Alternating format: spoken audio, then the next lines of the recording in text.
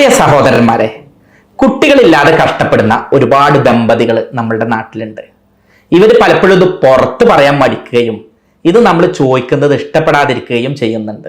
എന്നാൽ തന്നെ ഈ സങ്കടം മനസ്സിൽ ഒതുങ്ങിയിട്ട് അത് കാരണം പുതിയ രോഗങ്ങളുമായിട്ട് വരുന്ന ഒരുപാട് സഹോദരന്മാരെയും സഹോദരിമാരെയും കണ്ടതിൻ്റെ അടിസ്ഥാനത്തിൽ ഇനി അങ്ങനെ ഒരാളും ഉണ്ടാവരുത് എന്നും നമ്മൾ കാരണം ഒരാളും കണ്ണീരൊലിപ്പിക്കരുത് എന്ന് കരുതിയിട്ട് വന്ധ്യത അനുഭവിക്കുന്നവരോടും നിങ്ങളുടെ കുടുംബത്തിലോ പരിചയത്തിലോ ആരെങ്കിലും വന്ധ്യത ഉണ്ടെങ്കിൽ കുടുംബക്കാരോടും പരിചയക്കാരോടുമായിട്ടും വളരെ പ്രധാനപ്പെട്ട കുറച്ച് കാര്യങ്ങൾ പറയാൻ വേണ്ടിയിട്ടാണ് ഇന്ന് ഈ വീഡിയോയുടെ മുന്നിൽ വന്നിട്ടുള്ളത്.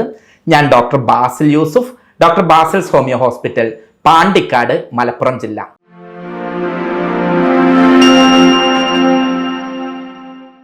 വന്ധ്യത എന്ന് പറഞ്ഞാൽ അല്ലെങ്കിൽ കുട്ടികളില്ലാത്ത അവസ്ഥ എന്ന് പറഞ്ഞാൽ കല്യാണം കഴിഞ്ഞ് ബന്ധപ്പെട്ട് പിറ്റേ പ്രാവശ്യം മെൻസസ് ആയാൽ പേടിക്കേണ്ട ഒരു സാധനമൊന്നുമല്ല.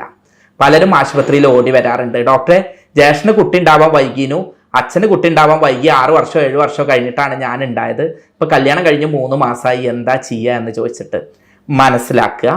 ഒരു ദമ്പതികൾ കല്യാണം കഴിഞ്ഞ് 1 വർഷം കുട്ടിക്ക് വേണ്ടി ആഗ്രഹിച്ച് അതിനു വേണ്ടി പരിശ്രമിച്ച് ലൈംഗിക ബന്ധത്തിൽ ഗർഭനിരോധന മാർഗങ്ങളില്ലാതെ ബന്ധപ്പെട്ടിട്ടും കുട്ടിയായില്ലെങ്കിലാണ് അത് വന്ധ്യത എന്ന് പറയുന്നത്.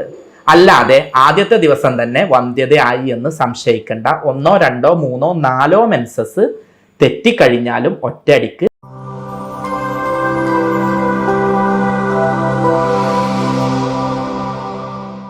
ഒരു വർഷമായിട്ടും കുട്ടിയായില്ല, ഇത് മെൻസസ് തെറ്റുന്നുണ്ട്, അതല്ലെങ്കിൽ ലൈംഗിക പ്രശ്നങ്ങളുണ്ട്, അങ്ങനെയൊക്കെയാണ് എന്നുണ്ടെങ്കിലാണ് ചികിത്സയെ പറ്റി ചിന്തിക്കേണ്ടത്. ഇത് പറഞ്ഞു തരുന്നതിൻ്റെ മുൻപ് ആദ്യം സൊസൈറ്റിയോട് അതല്ലെങ്കിൽ പൊതുസമൂഹത്തോട് ഒരു കാര്യം പറഞ്ഞു തരാം. മറ്റ് രോഗങ്ങൾ പോലെയല്ല മനുഷ്യന് മറച്ചു വെക്കാൻ കഴിയാത്ത രോഗമാണ് വന്ധ്യത എന്നുള്ളത്. എനിക്ക് മൂലക്കുരു ഉണ്ട് എന്ന് കരുതുക, ഇതാരെയും കാണിക്കാതെ സ്വയം സഹിച്ച് അപമാനിതനാവാതെ ജീവിക്കാൻ എനിക്ക് പറ്റും. പക്ഷേ എനിക്ക് കുട്ടികളില്ലെങ്കിൽ ഇത് കഴിയില്ല. അപ്പൊ സ്വാഭാവികമായിട്ടും ആളുകൾ ഒരു ചോദ്യമുണ്ട്, കുട്ടിയായില്ലേ, ഇപ്പൊ ഒരു ട്രീറ്റ്മെന്റും പോണില്ലേ, ഇപ്പൊ ആരെ കാണിക്കുന്നത്, എന്താ പ്രശ്നം, ഡിവോഴ്സ് ആക്കണോ, വേറെ നോക്കണോ, ഇങ്ങനെയുള്ള പലരും വൃത്തിയട്ട ചോദ്യങ്ങൾ ഉണ്ടാവും. ഇത് ആ മനുഷ്യന് എത്ര ബുദ്ധിമുട്ടുണ്ടാവും എന്നറിയോ? നിങ്ങൾക്കൊരു പക്ഷേ പറഞ്ഞാൽ മനസ്സിലാവില്ല. ഞങ്ങളടുത്ത് പല രോഗികളും പറയാറുണ്ട്, ഡോക്ടറെ, കുട്ടിയാവാത്തതല്ല ഞങ്ങൾക്ക് ബുദ്ധിമുട്ട്.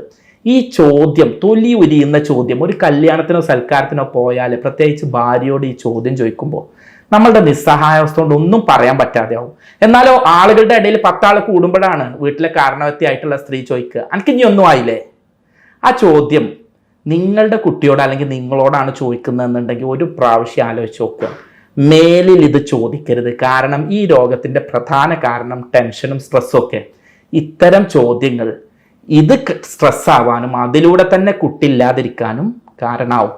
അപ്പൊ നിങ്ങളുടെ നാവ് കൊണ്ട്, വാക്കുകൊണ്ട് ഒരു ജന്മത്തെ, ഒരു രോഗിയെ സൃഷ്ടിക്കുകയാണ് ചെയ്യുന്നത്. ദയവായി ഉപകാരം ചെയ്തിട്ടില്ലെങ്കിലും ആരെയും ഉപദ്രവിക്കാതിരിക്കുക. അതിനുവേണ്ടി ഇത് പരമാവധി കുട്ടികളില്ലാത്തവർക്കല്ല ഇത് ഷെയർ ചെയ്യണ്ടേ, കുട്ടികളുള്ള എല്ലാവർക്കും ഇത് ഷെയർ ചെയ്യുക. കുട്ടികളില്ലാത്തവർക്ക് ഇങ്ങനത്തെ ഒരു പ്രശ്നം ഉണ്ടെന്ന് ഒരു പ്രാവശ്യമെങ്കിലും മനസ്സിലാക്കാൻ വേണ്ടിയിട്ട്. ഇനി കാര്യത്തിലേക്ക് വരാം. ഈ വന്ധ്യത അല്ലെങ്കിൽ കുട്ടികളില്ലാത്തത് സാധാരണയായിട്ട് പുരുഷന്റെ കാരണം കൊണ്ട് വരാം. പുരുഷന് ബീജക്കുറവുണ്ടാവാം, ചലനക്കുറവുണ്ടാവാം, അല്ലെങ്കിൽ ലിംഗത്തിൽ വലിപ്പക്കുറവുണ്ടാവാം, ബ്ലോക്ക് ഉണ്ടാവാം, അല്ലെങ്കിൽ വൃഷണത്തിന്റെ വളർച്ചാ പ്രശ്നം ഉണ്ടാവാം, ഹോർമോൺ ഉണ്ടാവാം. അതുപോലെ തന്നെ സ്ത്രീയുടെ പ്രശ്നങ്ങൾ, അണ്ടോൽപാദനം ഇല്ലാത്തതിൻ്റെ പ്രശ്നങ്ങൾ, അതിനെന്താവാം ഗർഭപാശയത്തിൻ്റെ വളർച്ചയോ, അതല്ലെങ്കിൽ ട്യൂബിൽ ബ്ലോക്കോ, മെൻസസിലെ ഇറഗുലാരിറ്റിയോ, അല്ലെങ്കിൽ അണ്ടോൽപാദനം ഇല്ലാത്ത PCOD പോലെ, ഫൈബ്രോയിഡ് പോലെയുള്ള, തൈറോയിഡ് പോലെയൊക്കെയുള്ള അവസ്ഥകളോ ഒക്കെ കാരണമായേക്കാം. ഇനി പുരുഷനും പ്രശ്നമുണ്ട്, സ്ത്രീയും പ്രശ്നമുണ്ട്, അങ്ങനെയുള്ള കേസും കണ്ടിട്ടുണ്ട്. ഇനി ഇതല്ലാത്തൊരു കേസുണ്ട്, എല്ലാ ടെസ്റ്റും ചെയ്ത് നോക്കി, ആർക്കും ഒരു കുഴപ്പമില്ല, പുരുഷനും പ്രശ്നമല്ല, സ്ത്രീക്കും പ്രശ്നമല്ല, പക്ഷെ കുട്ടി മാത്രം ആവുന്നില്ല എന്ന് പറഞ്ഞിട്ട്. അപ്പൊ ഈ പ്രശ്നങ്ങളിലേക്കൊക്കെ പോകുന്നതിൻ്റെ മുൻപ് എന്നാണ് കുട്ടിയാവുക എന്നുള്ളത് ആദ്യം മനസ്സിലാക്കുക. കാരണം നമ്മൾ കുറേ കാലമായി കല്യാണം കഴിഞ്ഞിട്ട്, ഭർത്താവ് ഗൾഫിലാണ്, എല്ലാ വർഷവും 10 മാസം കഴിഞ്ഞാൽ മൂപ്പര് വരും, പക്ഷെ കുട്ടിയായിട്ടില്ല എന്ന് പറയുന്നവരുണ്ടാവും. പക്ഷെ ചിലപ്പോൾ ഇവർ ബന്ധപ്പെടുന്ന ദിവസം ഓവുലേഷൻ നടക്കുന്ന ദിവസം ആവില്ല. അപ്പൊ എന്താണോ ഓവുലേഷൻ എന്ന് പറഞ്ഞുതരാം. ഒരു പുരുഷനെ സംബന്ധിച്ച് സാധാരണ രീതിക്ക് ഒരു സ്ത്രീയെ എല്ലാ ദിവസവും പ്രഗ്നന്റ് ആക്കാൻ പറ്റും. ഒരു പുരുഷന്റെ ഒരു സ്കലനത്തിൽ എപ്പോഴും എന്തുണ്ടാവും? ബീജം ഉണ്ടാവും. അപ്പൊ സാധാരണ രീതിക്ക് അതെന്ത് ചെയ്യാൻ പറ്റും? വളർന്ന് കുട്ടിയാക്കാൻ പറ്റും. പക്ഷെ ഒരു ബന്ധപ്പെടുമ്പോൾ സ്ത്രീയെ സംബന്ധിച്ച് അവൾ ബന്ധപ്പെട്ട് കഴിഞ്ഞാലും അവൾക്ക് രതിമൂർച്ച കിട്ടിയാലും എല്ലാ ദിവസവും അവളിൽ അണ്ടം ഉണ്ടായിക്കൊള്ളണം എന്നില്ല. അപ്പൊ സ്ത്രീയെ സംബന്ധിച്ച് അണ്ടവിസർജനം എന്നുള്ളത് ഒരു ദിവസത്തെ പണിയല്ല. പുരുഷൻ സ്പേം അല്ലെങ്കിൽ ബീജം ഉൽപ്പാദിപ്പിക്കുന്ന പോലെ ഒരു ദിവസം കൊണ്ട് ഉൽപ്പാദിപ്പിക്കുന്നതല്ല. ആർത്തവ ചക്രം 28 ദിവസമുള്ള ഒരു സ്ത്രീയിൽ ഒന്നാമത്തെ ദിവസം മുതൽ അത് വളർന്ന് വളർന്ന് വളർന്ന് അതിൻ്റെ പൂർണ്ണതയിൽ എത്തുന്നത് 14ാമത്തെ ദിവസമാണ്. അന്ന് ബന്ധപ്പെട്ടാലാണ് സാധാരണ അണ്ടവിസർജനം നടക്കുകയും ആ വിസർജനം നടന്നതിലേക്ക് ബീജം വരികയും അതിലൂടെ കുട്ടി ഉണ്ടാവുകയും ചെയ്യുന്നത് ഈ അണ്ടവിസർജനം നടക്കുന്ന ദിവസമാണ്. സാധാരണയായി ഒരു ആർത്തവ ചക്രത്തിൽ ഒരു ദിവസം മാത്രമാണ് അത്തരത്തിൽ അണ്ടവിസർജനം ഉണ്ടാവുന്നത്. 28 ദിവസം ആർത്തവ ചക്രമുള്ള ഒരു സ്ത്രീയിൽ 1-ാം തീയതിയാണ് മെൻസസ് ആയത് എന്ന് വെച്ചാൽ 14-ാം തീയതിയാണ് സാധാരണ അണ്ടവിസർജനം നടക്കുന്നത്. 1-ാം തീയതി മെൻസസ് ആയാൽ 14-ാം തീയതിയാണ് അണ്ടവിസർജനം നടക്കുന്നത്. 1-ാം തീയതി കുളിച്ചാലല്ല കേട്ടോ. പലരെയും തെറ്റിദ്ധാരണ അതാണ്. അവർ പലരും എന്ത് ചെയ്യും, കുളിച്ച മുതലുള്ള ഡേറ്റാ നോക്കുക. അങ്ങനെയല്ല, 1-ാം തീയതിയാണ് മെൻസസ് എന്ന് കരുതുക. 28 ദിവസം ആർത്തവ ചക്രമുള്ള സ്ത്രീയാണെങ്കിൽ അത് 14ാമത്തെ ദിവസമാണ് സാധാരണ കാണാറുള്ളത്. അതിൽ ഇനി 4 ദിവസം ആർത്തവാണെങ്കിലും കുഴപ്പമില്ല, 8 ദിവസം ആർത്തവാണെങ്കിലും കുഴപ്പമില്ല. 28 ദിവസമുള്ളവരിൽ അതിൻ്റെ മിഡിൽ ദിവസമായിട്ടുള്ള 14ാമത്തെ ദിവസമാണ്. ഇനി ഈ 14ാമത്തെ ദിവസത്തിന്റെ തൊട്ട് തലേ ദിവസം 13ാമത്തെ ദിവസവും പിറ്റേ ദിവസം 15ാമത്തെ ദിവസവും അത്യാവശ്യം സാധ്യതയുള്ള ദിവസമാണ്. എന്നാൽ അത്ര തന്നെ ഇല്ലെങ്കിലും സാധ്യതയുള്ള ദിവസമാണ് 12ാമത്തെ ദിവസവും 16ാമത്തെ ദിവസവും. അതുപോലെ തന്നെ സാധ്യത പിന്നെയും താരതമ്യേന കുറവാണെങ്കിലും സാധ്യതയുള്ള ദിവസമാണ് 11ാമത്തെ ദിവസവും 17ാമത്തെ ദിവസവും. സാധാരണ പറയല് 1-ാം തീയതി മെൻസസ് ആയ 28 ദിവസം ആർത്തവ ചക്രമുള്ള ഒരു സ്ത്രീ ബന്ധപ്പെടാൻ ഏറ്റവും നല്ല ദിവസം 14ാം തീയതിയാണ്. 10ാം തീയതി മുതൽ 18ാം തീയതി വരെ ഇതിന് ശ്രമിക്കുക. 2ാമത്തെ ബെസ്റ്റ് ഡേയ്സ് എന്ന് പറയുന്നത് 13ാം തീയതിയും 15ാം തീയതിയാണ്. പിന്നെ 12ാം തീയതിയും 16ാം തീയതിയാണ്. ഇതിങ്ങനെ വിശദീകരിച്ച് പറയുന്നത് എന്തിനറിയോ? വലിയ വലിയ വിദ്യാഭ്യാസമുള്ള ആളുകളൊക്കെ നമ്മളെടുത്ത് പലപ്പോഴും വരും. എന്നിട്ട് ഡോക്ടർ ഒരു സ്കാനിങ്ങിന് എഴുതി തരുമോ, ഞങ്ങൾക്ക് എന്ത് മരുന്നാണ് കുടിക്കേണ്ടതെന്ന് ചോദിച്ചു വരാറുണ്ട്. അതുകൊണ്ടാണ് ഇത് കേൾക്കുമ്പോൾ നിങ്ങൾക്ക് എന്താ ഇവൻ ഇത് വീണ്ടും വീണ്ടും പറയുന്നതെന്ന് തോന്നുന്നുണ്ടെങ്കിലും ഞങ്ങൾ കണ്ട ഗ്രൗണ്ട് റിയാലിറ്റിയിൽ ഇത് പലർക്കും അറിയില്ല എന്നുള്ളത് കൊണ്ടാണ്. ഇതുപോലെ തന്നെ കുട്ടികളാവാൻ ആവശ്യമില്ലാത്തവരെ അബോർഷൻ ചെയ്ത് തരുമോ വെച്ചിട്ട്, അല്ലെങ്കിൽ ഇനി എന്താ കാട്ട ഡോക്ടറെ വെച്ചിട്ട് വരും. അപ്പം നമ്മൾ അതിൽ പറയുന്നുണ്ട് ഈ ഡേറ്റ് എല്ലാ കപ്പിൾസും അറിഞ്ഞിരിക്കണം എന്നുള്ള പ്രാധാന്യം കൊണ്ടാണ് ഇത്ര വിശദമാക്കിയിട്ട് ഇത് പറയുന്നത്. ഇനി പുരുഷനെ സംബന്ധിച്ച് സാധാരണ രീതിക്ക് അവൻ്റെ ഹോർമോണൽ പ്രോബ്ലം കൊണ്ട്, അതുപോലെ തന്നെ ടെസ്റ്റിസിൻ്റെ പ്രശ്നം കൊണ്ട്, അതുപോലെ തന്നെ വളർച്ചാ പ്രശ്നം കൊണ്ട്, അതുപോലെ തന്നെ ബ്ലോക്ക് കൊണ്ടൊക്കെയാണ് സെമനിൽ ശുക്ലത്തിൽ ബീജം അല്ലെങ്കിൽ ബീജം ഉണ്ടാവാതിരിക്കുകയും കുട്ടിയാവാതിരിക്കുകയും ചെയ്യുന്നത്. അത് ചിലപ്പോൾ എന്തായിരിക്കും, ബീജവാഹിനി കുഴലുകളുടെ ബ്ലോക്ക് ആയിരിക്കും, അല്ലെങ്കിൽ ബീജത്തിൻ്റെ അളവിലെ കുറവായിരിക്കും, അല്ലെങ്കിൽ ബീജത്തിലെ എണ്ണം കുറവായിരിക്കും, അല്ലെങ്കിൽ ജീവനുള്ള ചലനം ഇല്ലാത്തതായിരിക്കും. ചിലത് ചലനം ഉണ്ടാവും, പക്ഷെ ശരിയായ ചലനമുള്ള അണുക്കൾ ഉണ്ടാവില്ല. ചിലത് എന്തായിരിക്കും എന്ന് പറഞ്ഞാൽ ജീവൻ ഉണ്ടാവും, പക്ഷെ അതിൻ്റെ മോർഫോളജിയിൽ വ്യത്യാസം ഉണ്ടാവും. ഇങ്ങനെ പലതരത്തിലുള്ള കാരണങ്ങൾ കൊണ്ടാണ് പുരുഷന് ഇത് ഉണ്ടാവുന്നത്.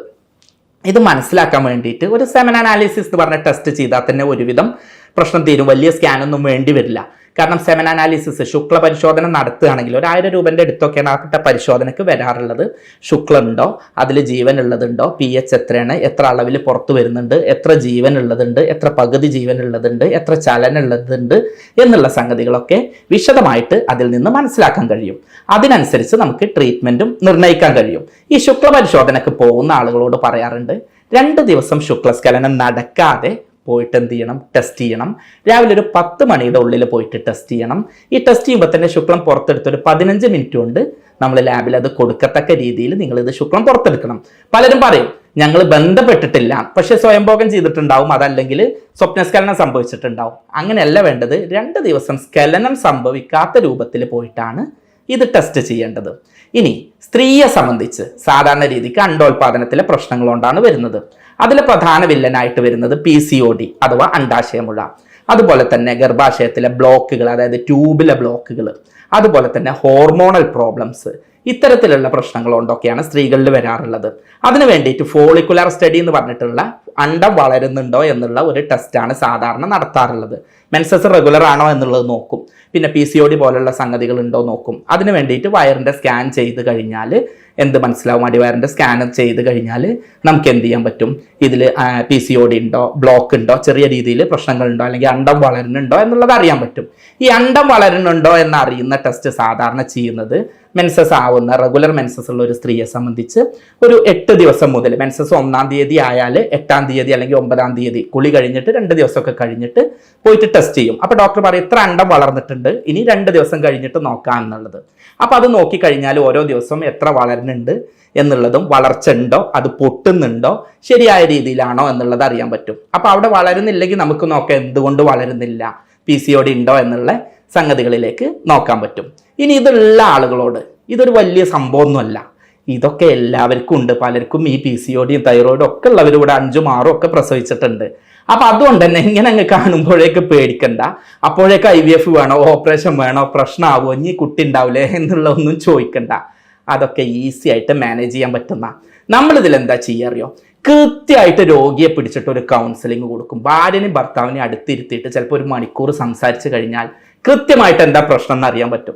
ചിലപ്പോൾ സൊസൈറ്റിയിൽ ഞാൻ നേരത്തെ പറഞ്ഞിട്ടുള്ള ചൊറിഞ്ഞുകൊണ്ടുള്ള ചോദ്യങ്ങളായിരിക്കും, അല്ലെങ്കിൽ ദാമ്പത്യ ജീവിതത്തിലെ പ്രശ്നങ്ങളായിരിക്കും, അതല്ലെങ്കിൽ ഈ ഓവുലേഷൻ ഡേറ്റ് അറിയാത്തതായിരിക്കും പ്രശ്നം.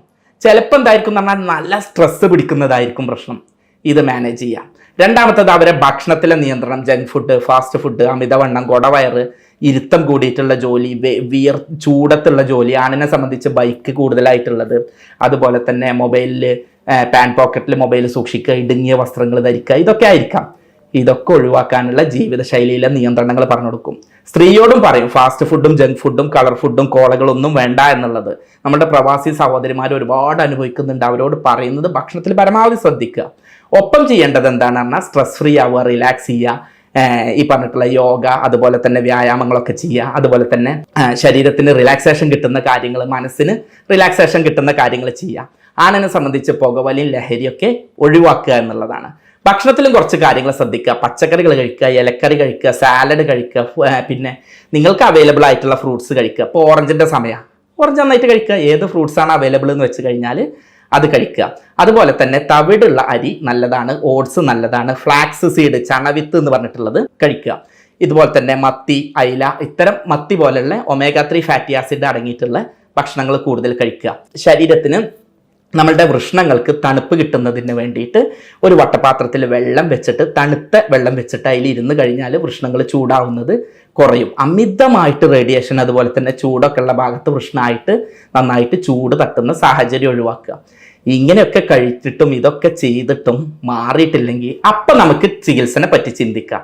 പലരും ഇത് പറയുമ്പോൾ തന്നെ ചോദിക്കും, ഡോക്ടറെ ഇത് സർജറി ചെയ്യണോ, ഇത് IUI ചെയ്യണോ, ഇത് IVF ചെയ്യണോ?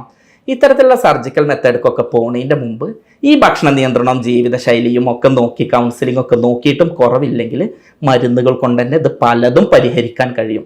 നിങ്ങളുടെ രോഗത്തിൻ്റെ തീവ്രത ഇതൊക്കെ അനുസരിച്ച് ഞാനിതിൽ ചെയ്യൽ എന്താ പറഞ്ഞാൽ, ഒരു യൂറോപ്യൻ നിർമ്മിത സോഫ്റ്റ്വെയറിൻ്റെ സഹായത്തോടെ നമ്മൾ എന്ത് ചെയ്യും, കൃത്യമായിട്ട് രോഗിയെ അനലൈസ് ചെയ്യും. എന്നിട്ട് രോഗനിർണയവും മരുന്ന് നിർണയവും നടത്തും. ജർമ്മൻ പൊട്ടൻസി മരുന്നുകൾ കൊടുക്കും. ഒട്ടുമിക്ക കേസുകളും ഇതിൽ സക്സസ് ആവാറുണ്ട്. അതിൽ ഈ കണ്ണീരായിട്ട് വന്ന് കുറേ സങ്കടപ്പെട്ട് കൗൺസിലിംഗ് ഒക്കെ ഇരുന്ന പേഷ്യൻ്റ് അടുത്ത പ്രാവശ്യം രാവിലെ ഒരു വിളിയുണ്ട്. കാരണം ഈ യൂറിൻ ടെസ്റ്റ് നടത്ത രാവിലെ ആ വിളി കണ്ടാൽ തന്നെ അറിയാം. ചിലപ്പോൾ നമ്മൾ എണീറ്റിട്ടുണ്ടാവില്ല, അല്ലെങ്കിൽ ഒരു മോർണിംഗ് വാക്കിന് പോയതേക്കും. ആ സമയത്ത് ഒരു 5-6 മിസ് കോൾ ഉണ്ടാവും. അത് കണ്ടാലുള്ളൊരു സന്തോഷം ഉണ്ട്. അവർ ആ ഫോണിൽ ഇപ്പോൾ അവർക്ക് ശബ്ദം കിട്ടില്ല, അത്രയും സന്തോഷമായിരിക്കും. ഇത്തരത്തിൽ കൗൺസിലിങ്ങും അതുപോലെ തന്നെ ജീവിതശൈലിയിലെ നിയന്ത്രണമൊക്കെയാണ് ഇതിൽ പരമാവധി കൊടുക്കാറുള്ളത്. നിങ്ങളുടെ മുഖത്തും അത്തരത്തിലുള്ള ഒരു സന്തോഷം വിടരട്ടെ എന്ന് ആത്മാർത്ഥമായിട്ട് ആശംസിക്കുന്നു. അതിന് വേണ്ടത് ഞാൻ ഈ പറഞ്ഞിട്ടുള്ള ജീവിതശൈലി നിയന്ത്രണത്തോടൊപ്പം നിങ്ങളുടെ കൂട്ടുകാരുടെ, വീട്ടുകാരുടെ, നാട്ടുകാരുടെ, കുടുംബക്കാരുടെ ഈ തരത്തിലുള്ള പിന്തുണയാണ്. അത് നമ്മൾ പരമാവധി ഇത്തരം രോഗികൾക്ക് കൊടുക്കുക. ഇനി കുട്ടിയായില്ല എന്നുള്ള സങ്കടവുമായിട്ട് നമ്മളുടെ സഹോദരിമാരും സഹോദരന്മാരും നടക്കാതിരിക്കട്ടെ.